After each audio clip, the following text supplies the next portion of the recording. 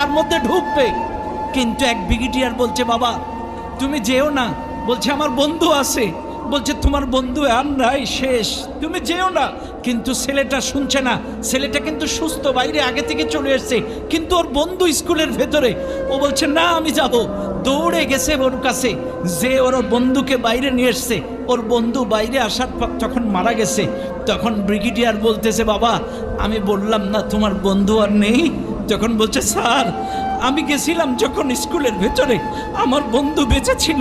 আমার বন্ধু আমাকে দেখে মুস্কি হাসি দিয়ে বলছে, বন্ধু আমার বিশ্বাস ছিল তুই আসবি, আমার বিশ্বাস ছিল তুই আসবি।